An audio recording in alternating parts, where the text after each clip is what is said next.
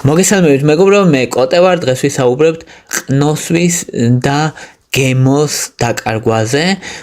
ყნოსვა და გემოვნება დიდწილად არის დაკავშირებული ერთმანეთთან და ადამიანების დიდ პროცენტს აქვს, დაახლოებით 20%-ს, რაც ძალიან დიდი მაჩვენებელია რეალურად. როგორ ხდება ახლა, როგორ გვესმის ჩვენ ყნოსვა? როგორ გებულობთ სუნს? ჰაერში მუდმივად არის რაღაც მოლეკულები, ეს მოლეკულებს ქვია ოდორანტები და ეს მოლეკულა ჩვენ ცხვირში, ცხვირის ღრუს ზედა ნაწილზე გვაქვს რეცეპტორები.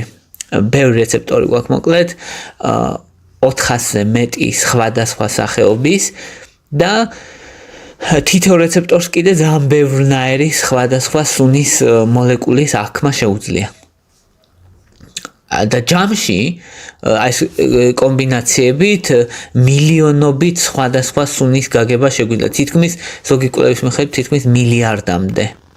და ეს მოლეკულა, სუნის მოლეკულა, რამე ნაწილაკი, რამესი, რომელსაც ჩვენი ცხვირი აღიქვავს როგორც სუნის მოლეკულას, აქვს დააჯდება რეცეპტორს, რეცეპტორი სიგნალს გააგზავნის ტვინში და ჩვენი ტვინი აღიქვავს ამას როგორც სუნად.